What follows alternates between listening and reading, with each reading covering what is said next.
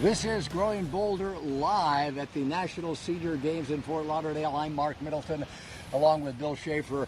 And Bill, when you're in Fort Lauderdale, the beach has a strange allure. When we saw that the weather was going to be phenomenal, we said, let's go to the beach. We started all the way back on the beach, and then we said, all right, let's move up to the beach volleyball courts. We were there, but then that competition ended, and now we're almost in the water, and I predict by the time this show is over, we will, in fact, be in the water. In the drink. Maybe you. I think I'm going to watch my tan and, try not to burn. I think it goes without saying, Mark, that, man, when you come to Fort Lauderdale, if you paid for the expense to come down here, most of us would want to spend all the time we could at the beach. Yet there are 12,000 participants here who have chosen to push themselves, to stretch themselves, to see how much they could do in different competitions. I think that's amazing. A lot of fun, and of course the big question is, what are we going to show you tonight? Coming up, you're going to meet the oldest competitor in the National Senior Games. You will see a Guinness World Record attempt. We're going to try to figure out why a Broadcasting Hall of Famer is here in Fort Lauderdale covering these games. You'll meet the matriarch of softball, and we're going to take you to beach volleyball, which is always exciting. You know what we're going to start with? I can't wait to hear. The oldest competitor at these entire games. Now, you have to wonder, after especially watching all week, all the events that we've brought people, can participating in events help you live longer? Is this the secret to living a better, longer life? Well, all you have to do for the answer is to go out on the golf course and check in with our friend, Lindsay Tise. Lindsay, as we said, is the oldest competitor in the game. How old does this guy look? 70, 80? He's 103 years old. Check him out. It's not unusual for someone 103 to make the news for just being alive. But look at Lindsay. He hits the ball. I mean, really hits the ball. And he's here from Winston-Salem all the way to Fort Lauderdale. And it truly is astounding to watch him. How does he feel about being here at 103? Well, we had to find out. I think it's helped to keep me going, helped to keep me healthy. I just enjoy being out with the people and out in the open and just enjoy playing. Most every time I play, I shoot better than my age. I'm 103, and I usually shoot around 100. I'm proud that I'm able to do that. I just feel honored to be the oldest one still playing, as long as I can hold a stick. Really, I don't plan on quitting.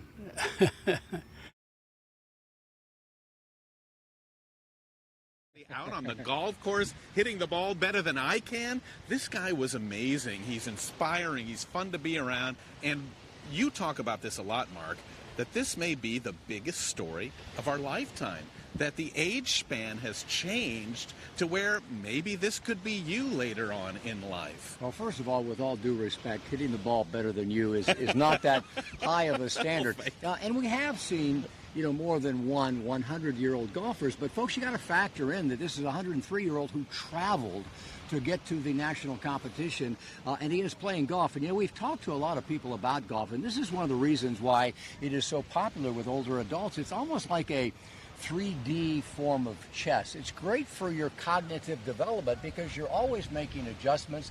It's a physical game, but it's also a mental game. And I think that, our buddy there is a great example of what it can do for you. Absolutely love it. And just so you know, he was the only person 100 years or more to be in the competition. So he was in a foursome with a bunch of 90-year-olds, the young kids. It's been fun as we've walked around and covered the different venues. We have seen some pretty impressive media personalities, and I immediately wondered why former French Open doubles champion Mary Carrillo, who works with NBC and HBO, why she's in town and what the heck it has to do with Bryant Gumbel. We'll answer all of those questions in just a moment.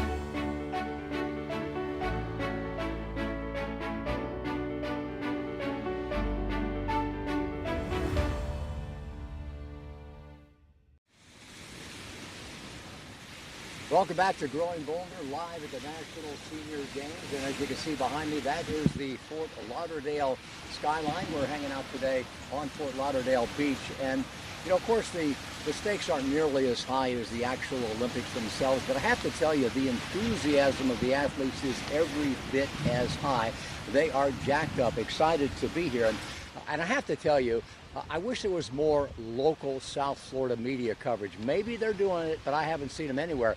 But what I have seen is a great deal of interest among national media companies. I think they are finally understanding the significance of this movement. They're finally realizing that what we're seeing here is really a lesson for all of us. These older adults who stay active are rewriting the record books, if you will, for what's possible. They're expanding the boundaries of possibility for all of us. And one crew that has been highly visible at all of the venues this week is a crew from HBO, shooting for Real Sports with Bryant Gumbel. The correspondent is Hall of Fame broadcaster Mary Carrillo. She is a former professional tennis player and the French Open champion in mixed doubles with Johnny McEnroe back in 1977. We were able to catch up with Mary after her interview with 100-year-old swimmer Charlotte Sandel.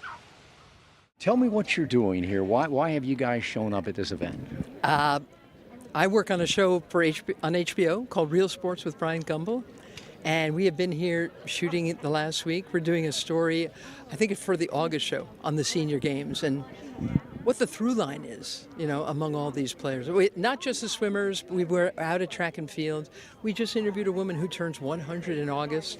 It's remarkable what these people, we focused on maybe 6 or 7 athletes here.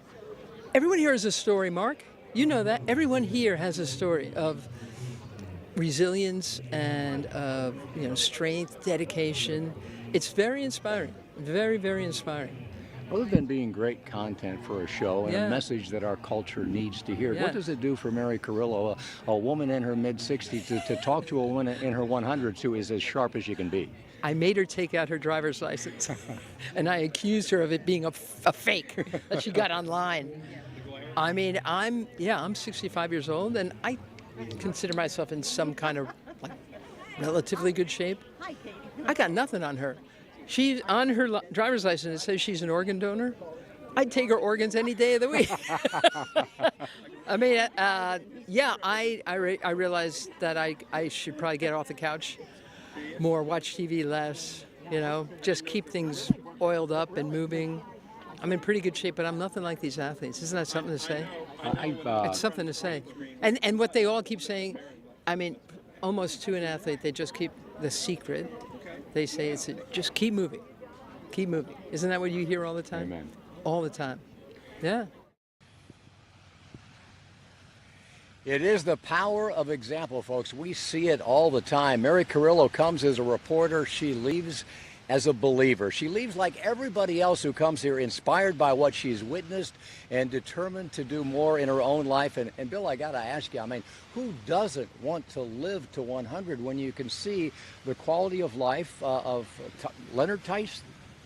Yeah, the golfer Lindsay Tise, under 103. Lindsay Tise and now Charlotte Sandel, 2 100-year-olds, 2 centenarians who are getting it done when it comes to having a good time. And you talk about it a lot, Mark. What a great story this is, not just for Mary Carrillo, but for any journalist in the country. Yeah. Every athlete in the country would want to come down here and talk to these people. But as this story gets out, and as you spread the word, and as you watch more, it's amazing that we have so much more in common than we do apart. And this is one of those unifying events. Yeah, I talked to Del Moon, the communication media director for the National Senior Games Association today, and he says every year he gets a little worried that he's not going to be able to find more stories that will hook or engage the interest of national media. And then he stops and says, who in the heck am I kidding? These stories are everywhere, and we find that to be true.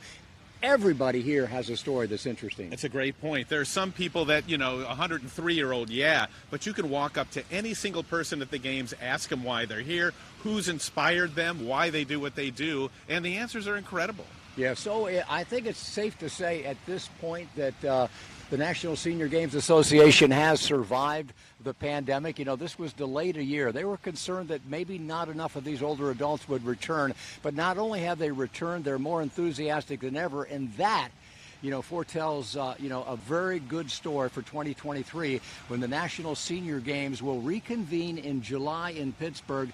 The folks here are excited about it, and Pittsburgh promises to put on a show unlike anything we've seen before.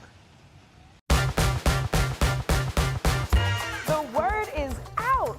Pittsburgh is a must-see travel destination. Plan a visit and you'll quickly find what makes our city so special. The experiences and attractions you'll find only in Pittsburgh. That's right, experiences like the Heinz History Center, The Andy Warhol Museum, or the August Wilson African American Cultural Center, Bicycle Heaven, Carnegie Museums of Art and Natural History, the National Aviary, the Mattress Factory for Contemporary Art, our many parks and green spaces. The list goes on. Take a ride on one of our 2 iconic and historical inclines to Mount Washington, where you can pair a delicious meal with incredible views at one of the many restaurants that line Grandview Avenue. And be sure to head into a few of our 90 unique neighborhoods for local flavors, Like a Permanente Brothers sandwich, handmade pierogies. or a Pittsburgh salad piled high with fresh cut fries. Visit the Western Pennsylvania Sports Museum or the Roberto Clemente Museum. And be sure to check out a few of our only in Pittsburgh breweries. Pick up a Pittsburgh brewery guide to help you build your ideal brewery tour. And that's just a start. Yes, all this and much more, only in Pittsburgh. See you soon.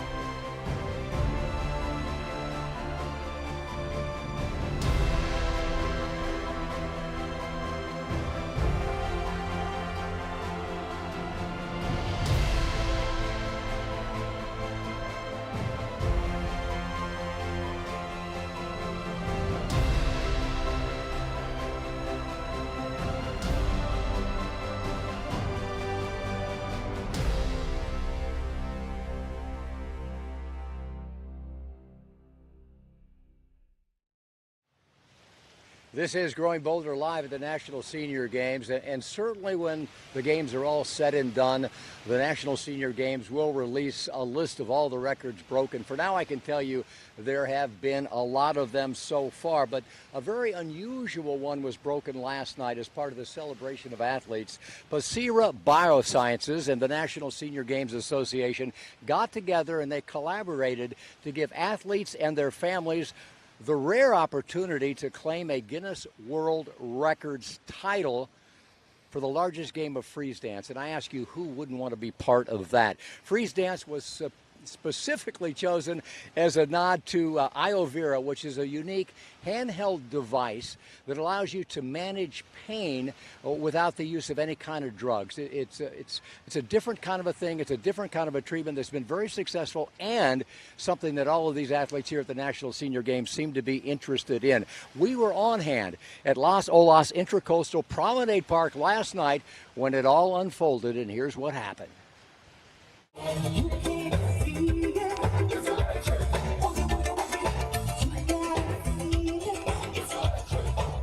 I'm not exactly sure what's happening, but I can feel the buzz. I know something big is about to happen. Can you explain to us the record attempt? Yes, so this is an official Guinness World Records title attempt for the largest game of musical statues or freeze dance. So basically what the game is music will play, everybody will dance, and when the music stops, everybody needs to freeze. If you don't freeze when the music stops, you are eliminated from the game. You are the official adjudicator, i.e. the most powerful man here right now. Are you going to give them any leeway or not? Or when it comes to a Guinness World Record, you got to play it straight? You have to play it straight. There's no leeway. There are specific guidelines that must be followed in order to break the Guinness World Records title. What is the record? What are we looking for? The current record is 1,079 people. So if they get 1,080 people, an official record is set. And if the record is set, this is something that those who participated in can feel pretty darn good about for the rest of their lives. Absolutely. It's always incredible to see a new Guinness World Records title set. So everybody, if the record is broken, everybody can feel very, very happy and excited about it. Final question, where can I get a blazer like that? You have to work for Guinness World Records. I'm joined now by my growing boulder colleague, Bill Schaefer. And Bill, this is really the calm before the storm. This is the warm-up before the world record attempt. And as you look around here and you see all of these senior athletes, there's got to be a lot of pain and stiffness and soreness. You know, if you live an active life, Mark, it comes with the territory. It's not that these people don't have pain. It's not that we don't have pain. But you have to find ways to overcome it so you can live life to the fullest. And that's what events like this are all about.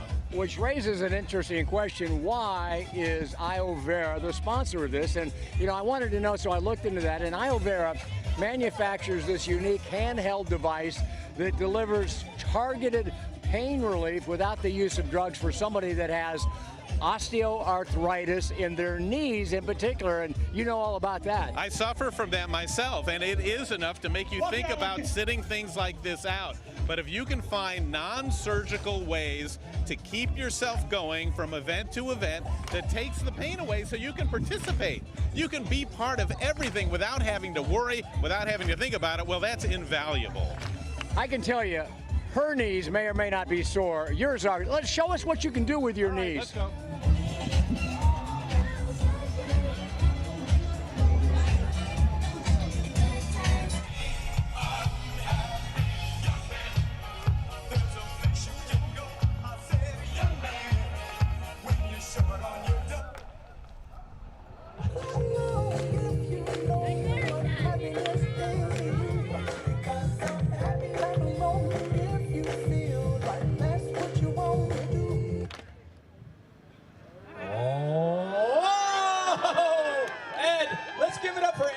Wonderful attempt. Thank you, Ed. Well done. Jesse. I'm a coach for my mom. She's competing in the track and field. She's a thrower. It's her first time throwing, and she just got 8th place in the hammer. Honestly, I really love the senior games because it's just, there's so much camaraderie between all the athletes. We're all coming together to help build each other up and to make each other better. And I can confirm that a new Guinness World Records title has officially been broken. Congratulations, you are officially amazing.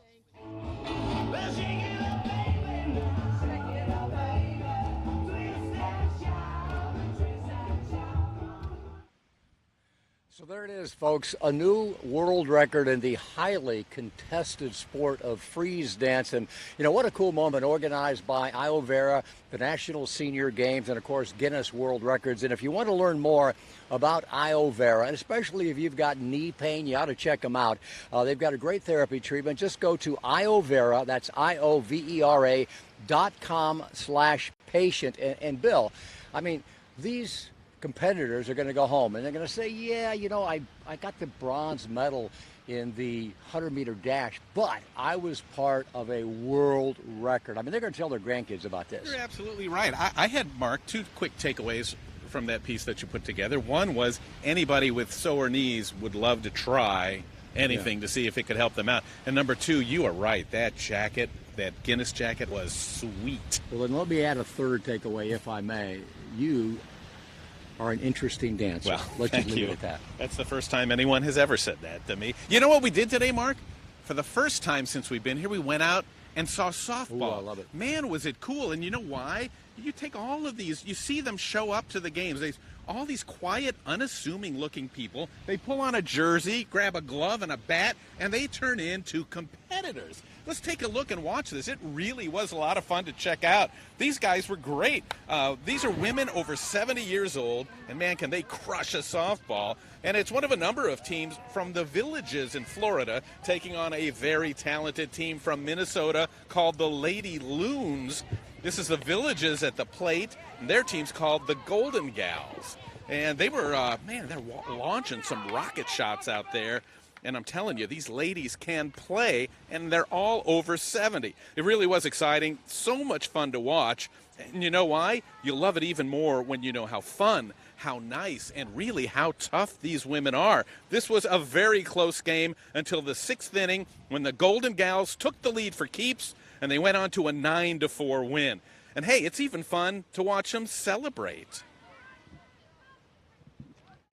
Nice game, Minnesota. Thank you, Blue. Thank you, fans. Go Eagles. So as you can see, the softball competition can be very intense. We've got the winners behind us, the Golden Gals from the Villages. How about your play today? This was fantastic, and what a great story behind this team, because Midge, you have created the entire community of softball in the community in which you live. That is correct. How about it for Midge, huh? Now, why is it so important? Why did you want to put in all the effort and all the work to create these teams? Well, if you put my ego aside. Did you have fun today, ladies? Yes! That's the answer right there. At 75, they love to play. They don't get old because they stop. They don't stop playing because they're old. You get old because you stop playing. All right, and they come to practice every week, and they're just amazing. And how about that team feeling? What's it like to be part of a group like that? One team, one goal. It's on our shirt. I couldn't hear you. What'd you say? One team, one goal. No one fights alone. Go Golden Gals! Do you guys really have this much fun? Yes. And our older team is over there. Now, we want to talk to Tally, who was the pitcher. Where's Tally? Here's Tally. Tally, you want to hear about ailments that some people have to go through to play? Everybody's got aches and pains. Tally, tell us about you. I can't see. You may be the only pitcher in America who cannot see. I can see a little bit. The catcher has to tell me if it's short or long or whatever. But she can't show me with her fingers. I can't see them. If you're 75 or older, put your hand up, please. And if you're 80, put your almost 80. Keep your hands up. Almost 80. I'm going to be 80 in October. 80 in September. 79. What do you think? What do you think the message is? What are you saying to the rest of the world? Don't stop. You got to move your Just meat. keep going. If you stop, you get old. What she said. So. What an incredible team. Midge, thank you for everything you've done for these ladies. And the National Senior Games, folks, providing opportunities to show you're never too old to make. What do you want to yell? 1, 2, 3. One team, one goal. No one fights alone. Go Golden Gals! Midge has 6. Trying to get her in. I don't feel compelled. You're on the mound. Oh, they were so much fun. And did you catch that motto? One team, one goal, no one fights alone. And it's exactly how they feel about each other on and off the field. And talk about one person making a difference. Midge Ferraro is known as the mother of softball in the Villages for creating opportunities for these women. So it's just a win-win all the way around, Mark. We've probably talked too much about the fact that I'm a swimmer, but I have to tell you I'm jealous because I do individual sports. You're a hockey player, and I see the camaraderie, the excitement of a team that competes and wins, or even just competes together, whether it's softball or basketball. We've seen it all. I miss that when I see the excitement of doing something together. It's an incredible support, and Midge talked a lot with us, which we'll show you later, about how the skills they learn, the things they learn in softball are things that help them as they age, how to overcome the physical problems they have, how to overcome loss, and how to move forward in their lives when things get tough. It's interesting. I think we might have mentioned this in an earlier show, but softball has more athletes registered in these games than any other sport, which surprised me. But after I see your story today, I get it. Yeah, do you know in the Villages alone, this one area in Central Florida, they have over 200 teams. Now, some of those are recreation, it's recreation leagues too. They have an elite division, which is travelers. They have a competitive division, and the recreation division. That's an incredible number of people that are playing the game of softball. And those, men and women of all ages, but those women were 70. I'd love to hang out with them. It's fun as we cover these sports. There are some that reach out to you more than others and say, try me, try me. Pickleball is one. I got to tell you, folks, almost anybody that walks through the pickleball venue wants to pick up a paddle. For me, another one is beach volleyball. I mean, this is really, really cool. I want to give it a try, and we're going to show you what it looked like today coming up.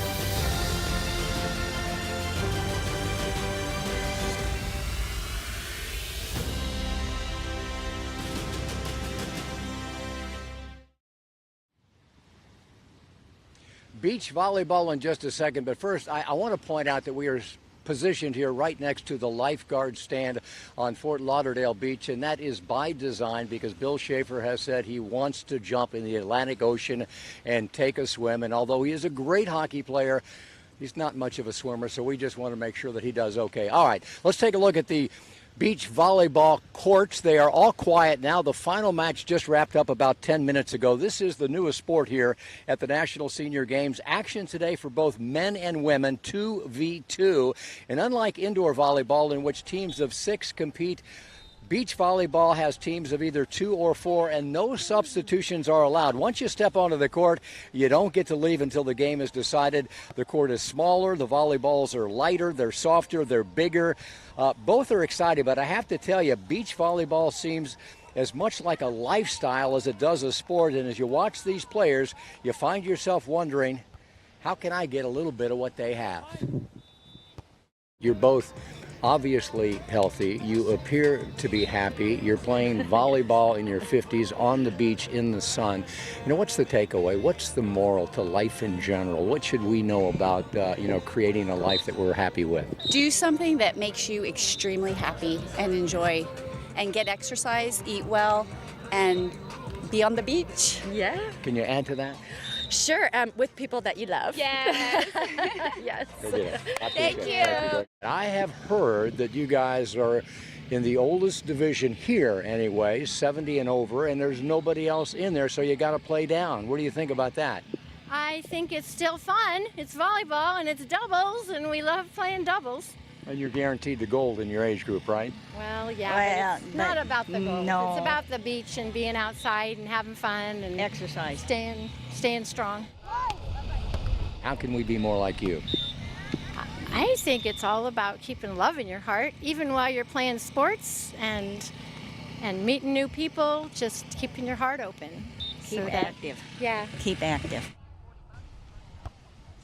For a first-time sport, the turnout has been really good, but folks, the excitement has been amazing, and there is no question that this is a sport that should see rapid growth among older players in the years ahead. And I spoke with the CEO of the National Senior Games today, Mark Riker, and I asked him straight up, Mark, is this a one-off?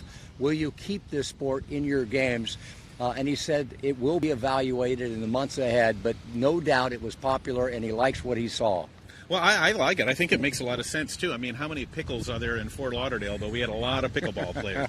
But I love what you said, the point you made, because I never thought about that, Mark, about how beach volleyball is even better, and it's even easier for us as we age because the sand is so much more forgiving. And they made such a great impression. They have so far, at least, and the people from Pittsburgh were here. And as you guys know, it's July 2023. The games resume in Pittsburgh. And obviously, they can cart in sand. They can create a venue. They don't need a beach to do it. So I don't know. I think they might keep it going for a while. It's popular, and people love watching it, and you did a great job covering it. So I think if they watch all those things, they'll give it strong consideration. They have 24 events now. Yeah. You know, it seems to be a perfect number if people want to enter. Yeah, and they like to try new sports. Cornhole is a new one this year. They replaced horseshoes with cornhole, and I got to tell you, we had a woman come up to our booth today who is a horseshoe player. She was not happy at all that they took her horseshoes away, but she was practicing cornhole at our Growing Boulder cornhole setup. Yeah, there's a Growing Boulder, what do you call it, a cornhole setup. Equipment there. And yeah, people were stopping by all week, and they couldn't stop playing. So it is a great game, something everybody can play. So we'll see what happens as we head in on Pittsburgh. Mark, it's time now for our question of the week. Finally. And it's always been interesting because there are so many great answers. And today the question was, what have you achieved here at the National Senior Games this week? Again, some very good answers. Kathy Orr from Springfield, Massachusetts said, I had an unforgettable experience with my son, one-on-one, mother and son. That's a fantastic, fantastic thing because the intergenerational thing that happens is just magical. Kit Welsh from Kansas City said the most amazing thing that happened to her is she learned about Growing Boulder, and we greatly appreciate that. We've been covering all of the different games going on, and people are very excited to see themselves and to have their message spread. And finally, Sue Wasson from Columbia, Missouri, she had the time of her life this week. So there's nothing negative to say. We would tell you if there was, but these games are great. You know what we accomplished, and I don't mean this to sound boastful, we always accomplish finding good stories, and that's because there's great stories here.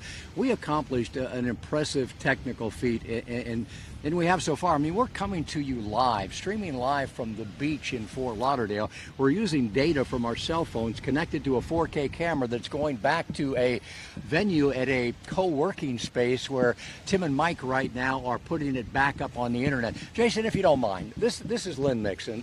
This is Sean Sapato. This is Jill Middleton running from the camera. And Jason, I know you're not going to like this, but turn the camera around 180 degrees, will you? Or let me hold it so we can see you. I want to see Jason Morrow. Jason Morrow has been working on this constantly all day long. He doesn't like it. We didn't give him an option. Thank you for playing along. But, you know, I also want to say that we had 11 people here. 2 of them left yesterday for valid reasons. And I want to say, Jess and Sam, you guys crushed it. We miss you here. We've had a good day, but we're glad to hear you made it home safe. You made fun of me a minute ago, Mark, about going in the water. Why don't you give me a swim lesson? All right, let's head on over this way. We got to get rid of the microphones, though, don't we? No, let's bring them in. It's a flotation device. Oh, it's a flotation device. All right, so we'll see you guys. We're going to take a dip in the Atlantic. It feels great. I wish you could feel the balmy breeze coming off the ocean, but we're going to enjoy it ourselves, and we'll see you right back here tomorrow at about the same time. Cold.